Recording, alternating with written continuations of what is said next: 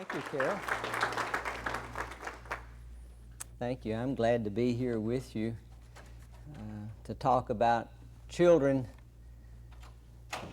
God has given us the most important task that could possibly be given to anyone when He allows us to be a parent.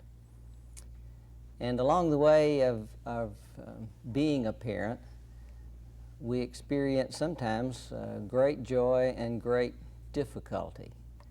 And I'd like to share with you some things that I've learned in the process of being a parent that perhaps will make some of those difficult moments a little less bumpy for you. If we can just notice what children notice in their world, I think it will help us to understand why they tend to be less than perfect. Children have an uncanny ability to get our attention. My wife and I, for about 14 years, have taught in the singles department in my church, and I have learned so much about single parenting from those individuals as they have shared their lives with us. And recently, a single mom was sharing with me an experience with her 7-year-old son, Bobby. She was walking down the hallway of her home one afternoon and walked past the bathroom. There's Bobby in the bathroom bandaging his finger.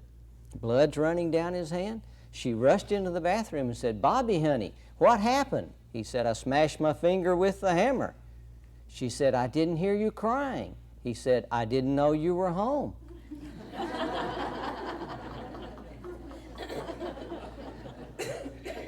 They know when it's important to get our attention and how to get our attention.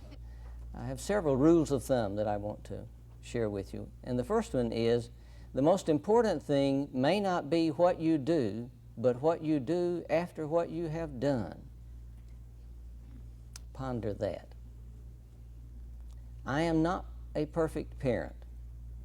Let me show you how that rule of thumb works. I came home one afternoon from work. It had been a terribly long day. A number of things had gone wrong. When I got home, my wife had headed up to here with our 5-year-old daughter. And in about 30 minutes, I had headed up to here with our 5-year-old daughter too. And the next thing I knew, I was yelling at my 5-year-old daughter. I have never stood before a group of parents and said to them, "Now go home and yell at your children. It's good for them." I've never done that. But here I was doing that, violating something I believe in. And a few minutes later, the next thing I know, I not only am yelling at her, but I'm threatening her.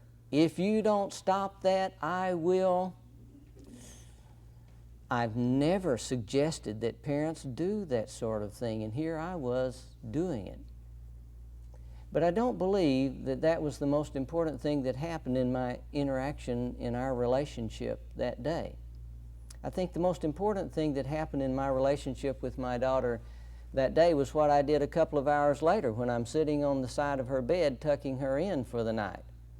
And I'm saying to her, "Carla, this afternoon, when I yelled at you, I shouldn't have done that. I know better. But Carla, at that moment, I was so angry at you, I couldn't think of anything else to do, so I just yelled at you." And my 5-year-old daughter's lying there taking all of this in. When I finished, my 5-year-old daughter said, "Daddy, you could have said, 'I'm mad at you,'" which is what I teach. And I had to be reminded of that by a 5-year-old. Now, look at that scene and think, what did my daughter learn that was important that day? I think she learned some really important lessons about a relationship. I think one lesson she learned is you can recover a relationship, because I had broken our relationship that afternoon. Therefore, I'm responsible for reconnecting with my daughter, for reestablishing that relationship. And I did that, or at least began the process of it. I think she also learned an important lesson about admitting that you've made a mistake. How else will our children learn these important things if they don't experience them from us? I think she learned it's okay to admit you made a mistake. But maybe the most important thing that she learned was that I loved her enough to admit those things, and I loved her enough to rebuild the relationship that I had broken. I can't always be present with my children to ensure that they will make the right decision. So let me share with you how to work on that, and this is my Oreo cookie theory. It came about when my oldest daughter was 3 years of age. We were visiting in my parents' home in Oklahoma. It was 9:30 at night. Out of the kitchen, into the front room where we were visiting, came my 3-year-old daughter. Now, I just told you something really important about me. It's 9:30 at night. She's 3 years old. A 3-year-old should not be allowed to be up at 9:30 at night. You see, folks, I'm just like the rest of you. I don't always do all the good things that I know how to do, but I have learned to live with that rule of thumb that the most important thing may not be what I do, but what I do after what I have done. I make mistakes, just like you do. Well, here came my 3-year-old daughter out of the kitchen, clutching Oreo cookies to her tummy. One look at her, and it was quickly apparent to me a 3-year-old should not be allowed to consume 37 Oreo cookies on her way to bed. And I'm just about to say to her, Kimberly, go put the cookies back, but no words came out of my mouth. Instead, there was this intervening thought, and the thought was, Gary, do you realize her entire life you have been telling her what to do?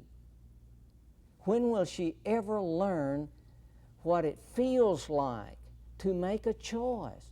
When will she ever learn what responsibility feels like if you keep telling her just exactly what to do? So I said to her, before I tell you what I said to her, there is a rule of thumb that goes with the Oreo cookie theory. And the rule of thumb is you give choices commensurate with the child's ability to respond responsibly. Don't write that down. Here's what that means. You give big choices to big kids. You give little choices to little kids. You don't give big choices to little children. Too much responsibility. This won't seem like much of a choice to you that I gave my 3-year-old daughter, but you must remember, it's the first choice I had ever given her in her entire life. Here she comes across the floor into the living room there, and I said to her, Kimberly, you may choose to keep one of the cookies to eat and put the rest back, or you may choose to put all the cookies back. Which do you choose to do? Stopped her dead in her tracks. She has a choice to process. And I knew she was processing the choice because I was watching her eyes. Have you ever watched toddlers? They think they can see in their minds. She's working this choice over. And she went back out in the kitchen and she came out with one Oreo cookie in her hand. And my Oreo cookie theory was born right on the spot.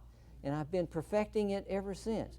Now, you could say, yes, Gary, but what if she had insisted on 2 Oreo cookies to eat?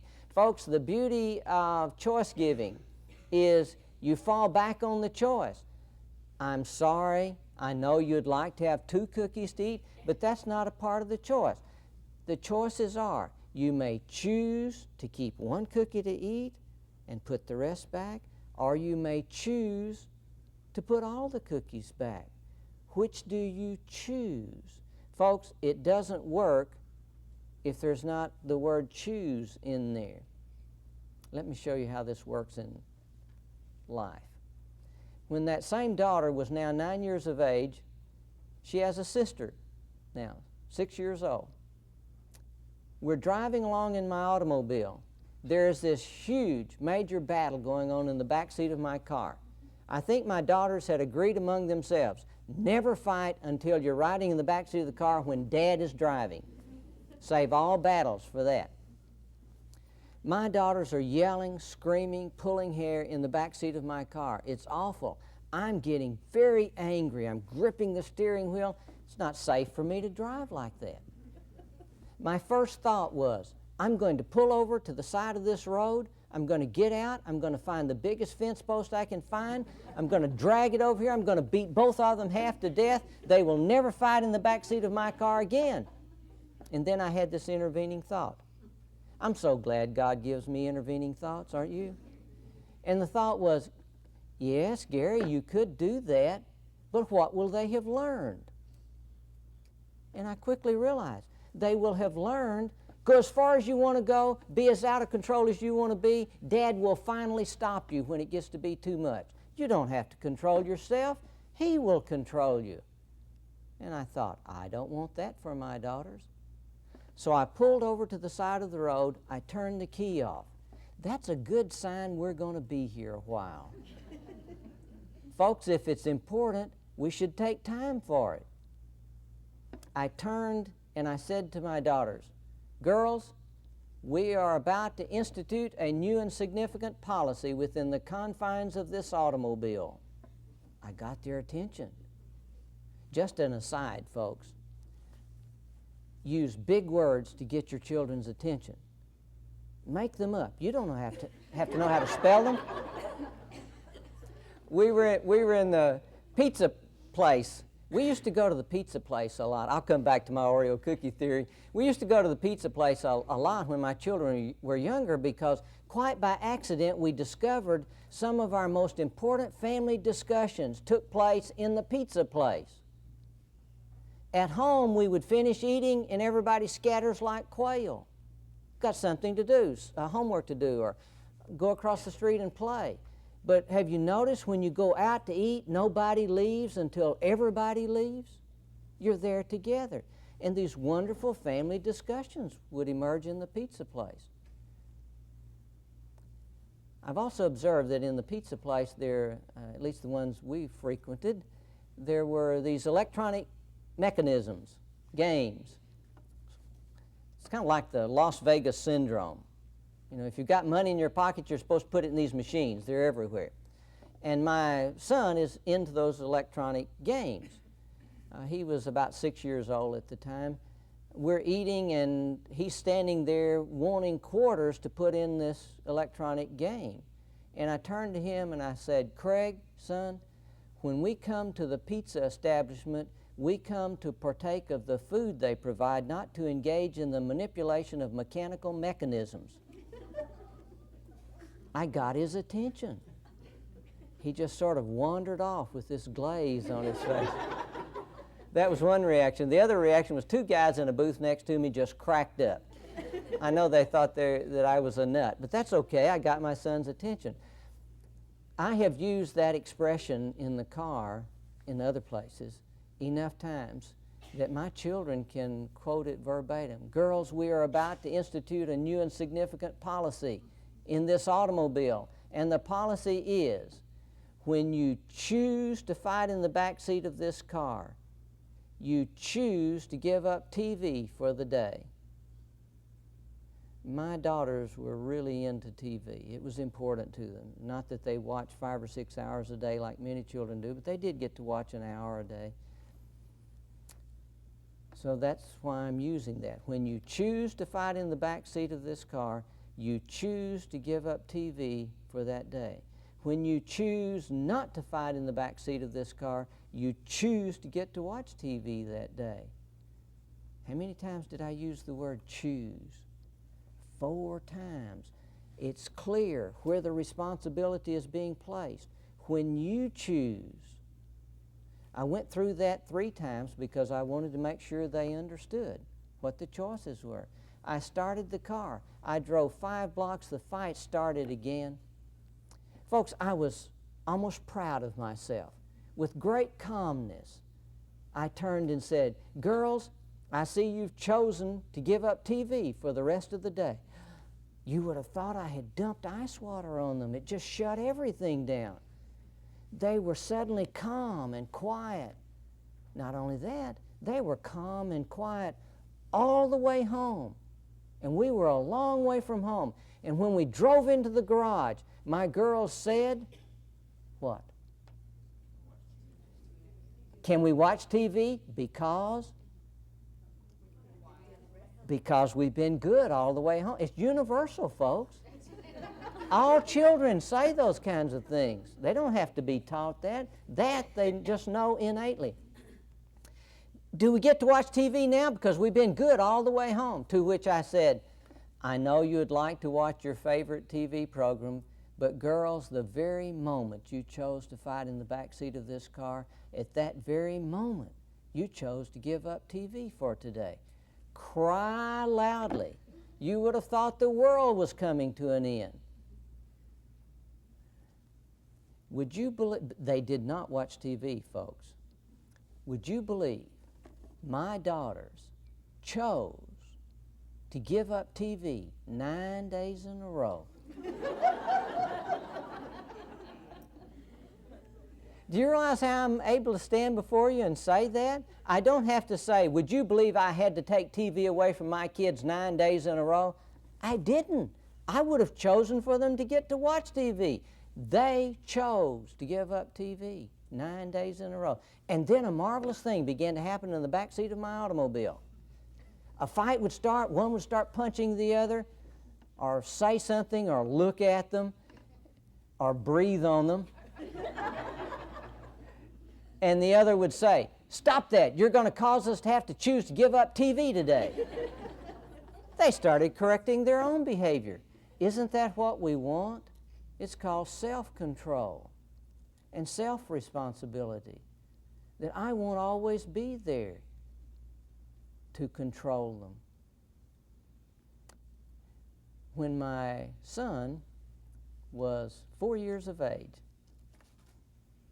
I was walking down the hallway of my home one morning, and there are his pajamas in the middle of the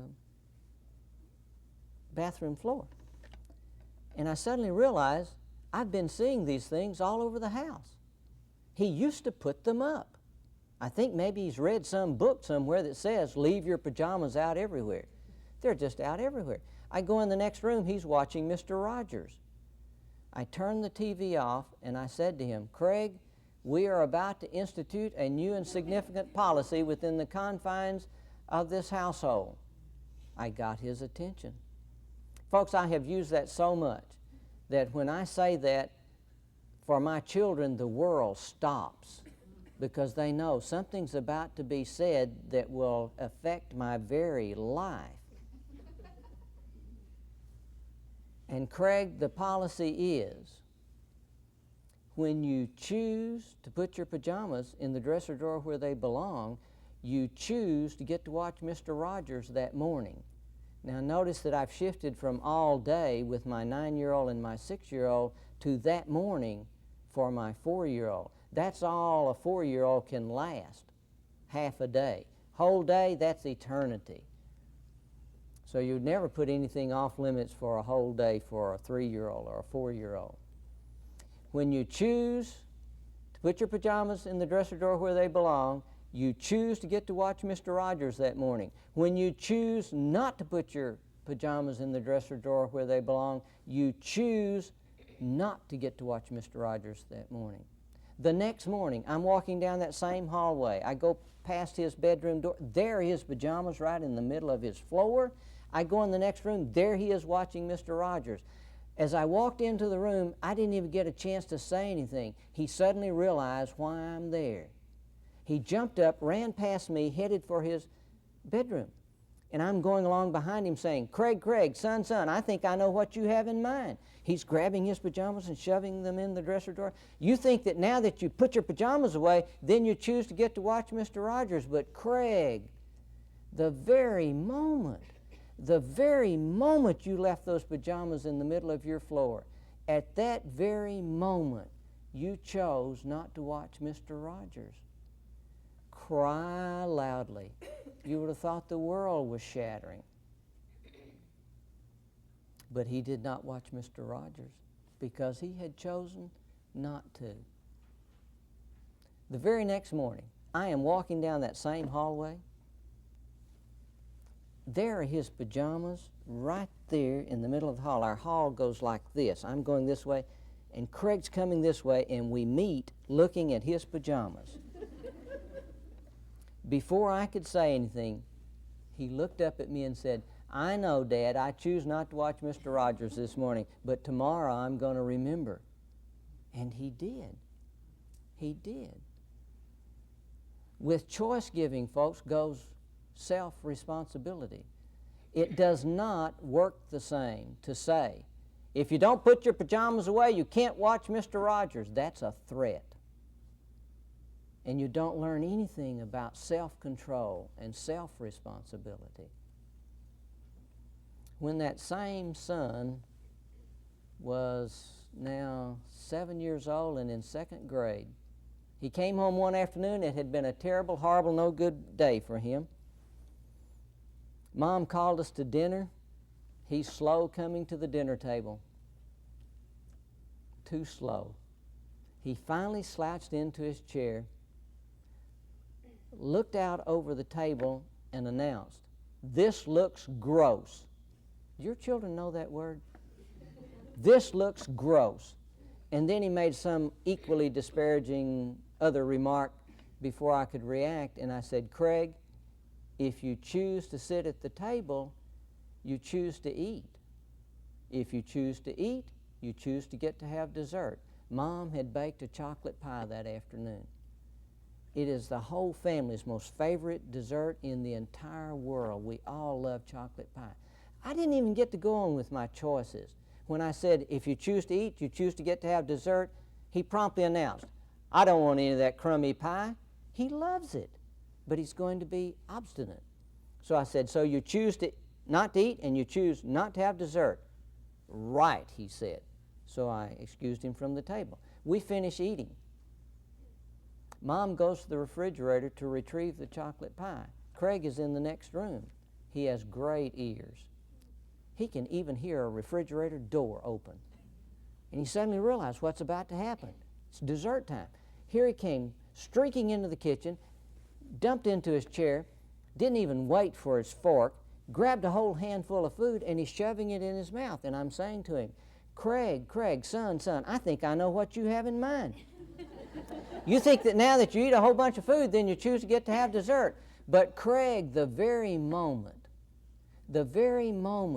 you chose not to eat, at that very moment, you chose not to have chocolate pie. Folks, what I am teaching my children is, at the very moment that you make a decision, you are committed. At the very moment that a 15-year-old out there on the other side of town, away from you, out of your safety zone, chooses to swallow a pill that shouldn't go inside anybody's body, at that very moment they are committed. Their chromosomes may be altered forever because of that chemical. No matter how much you would like to take it back, you can't. At the very moment that that 16-year-old chooses to drive 65 miles an hour down the street and runs over some child on a tricycle, at that moment they are committed. And no matter how much you would like to take that tragedy back, you can't. And I want my children growing up with that kind of sense of responsibility, that I make choices and I'm committed when I make the choice.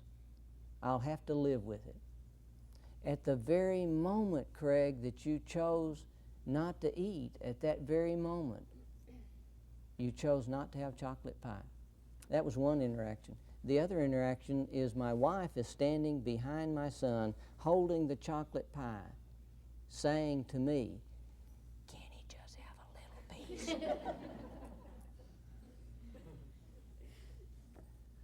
Moms, it's hard to be tough, but there are times when you must be tough. Better to be tough when they're 7 years old and 8 years old and 10 years old than to try to be tough as you may need to be when they're 16 and 17 and it's too late to be tough then.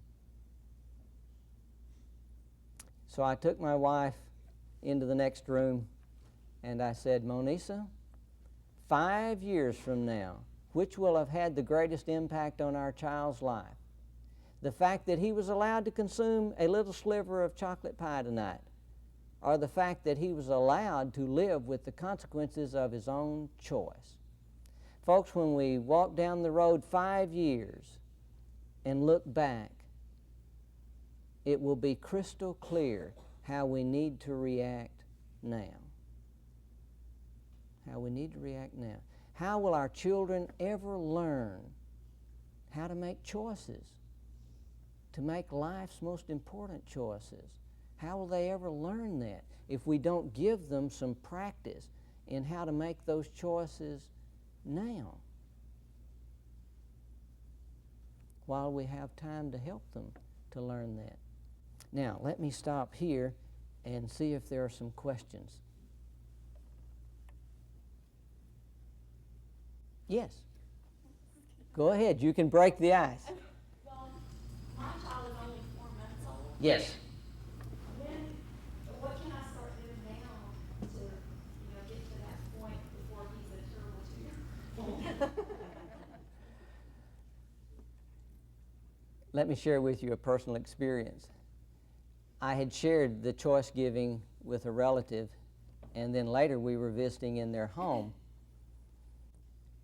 and the 6-month-old baby was there on a pallet and started being whiny and squirmy, and this young father walked over, crouched down, and said, "If you choose to cry, you choose to go up to your room. If you choose not to cry, you choose to get to stay down here with us." And then he looked at me, and I must have had some kind of look on my face like, what's going on? Because he said, "Oh, I know Gary. He doesn't understand what I'm saying, but by the time he gets old enough to understand it, I'm going to have it down pat." So I would say to just begin verbalizing it, and your child will grow up with it, but don't expect your child to understand and comply. To be more specific with your question, I think about 2 years of age is an appropriate time to begin the choice giving. And then you must always keep in mind the rule of thumb that you give big choices to big kids and little choices to little kids, and find out what's important to them. Those of you who have teenagers, it's not too late to start the choice giving. If you choose to have the car back in the garage at 12 o'clock on Saturday night, as we have agreed, then you choose to get to have it next weekend. If you choose not to have it back in the garage at 12 o'clock, like we've talked about, then you choose not to have it the next weekend. And folks, if they come in at 12:30, you don't have to get upset about it. You just simply make a statement. "I see you've chosen not to have the car for your dates next weekend." And then they get a chance to live with responsibility. A child is insisting on chocolate chip cookies right now. They've just come out of the oven, but it's 15 minutes before dinner time. But they want it now because they're 3 years old, and the world can't wait when you're 3 years old. But you can help your 3-year-old to learn to wait by saying to them, "The cookies are for after dinner. You may choose to have your chocolate chip cookies after dinner with milk, or you may choose to have your chocolate chip cookies after dinner with ice cream. Which do you choose?" And then you ask for a commitment. Folks, when you give a choice, it changes the child's focus away from, "I want it now," to, "I've got to process the choice." The mind just naturally works that way to process choices. Is there another question? Yes. I do pretty good given the choice, but then my 3-year-old usually, he listens to the choice, then he usually lays on the floor and spazzes out and screams, and I'm sitting there giving him the choice. What do you do after that? Once you've given the choice and he starts that behavior, you leave the room. It's very difficult to carry on a full-blown temper tantrum with no audience. Because usually the more I watch him, the angrier I get, and I forget the choice I even gave him. I'm so glad you brought this up, because I need to tell you there's another rule of thumb that goes with the Oreo cookie theory, and the rule of thumb is don't OD on choices. Don't overdose on choices. Choices are sort of like aspirin. 2 aspirin will generally cure a headache. 100 in one day will kill you.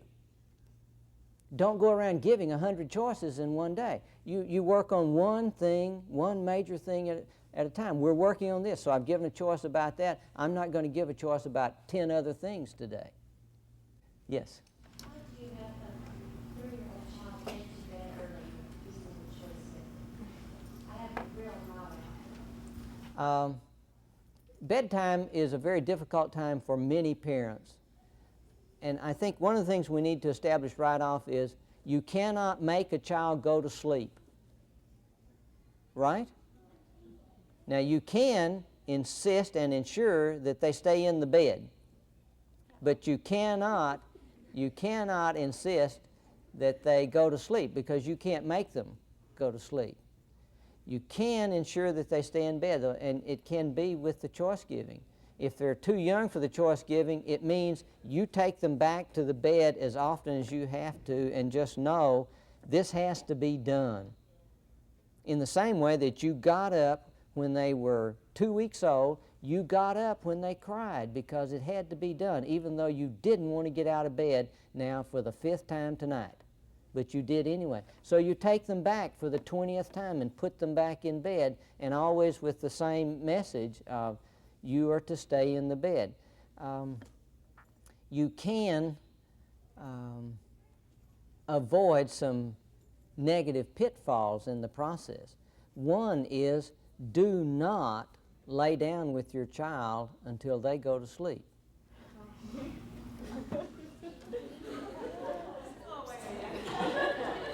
And the reason is your child learns not to comfort themselves and drift off to sleep until you're there. Until you're there. And it's not that we're trying to be cruel or mean or anything. It is that it is good for your child to learn to calm themselves enough to drift off to sleep, so that when they get older, teenagers, and then our age, they are able to calm themselves when they need to, not to drift off to sleep, but to get through the day. So that is an important learning that occurs for children when they're allowed to be in bed by themselves without you're patting them on the back until they've gone to sleep 30 minutes later, or laying on the bed for 45 minutes, or rocking them for an hour and a half. Or I know one mom and dad, that they took turns taking their child for a ride in the car at bedtime because he would fall asleep in the car. And then they'd take him in and put him to bed, and that's the only way they could get this child to sleep. You can, though, help them to learn to stay in bed for the choice giving. To get back to the choice giving, if your child is old enough for the choice giving, the choice giving could be, if you choose to get out of bed, you choose not to watch, if Mr. Rogers is their favorite thing in the morning, you choose not to watch Mr. Rogers in the morning. If you choose to stay in bed, you choose to get to watch Mr. Rogers in the morning. Now, you'll have to really work on that, because tomorrow in the morning is an eternity for a 3-year-old. But they can put those two things together if you're consistent. I would never give a child a choice of, if you choose to stay in bed, you choose to keep the night light on. If you choose not to stay in bed, you choose for the night light to be turned off, or you choose for the door to be closed. That's much too frightening for a child. Let me give you some encouragement. This too will pass.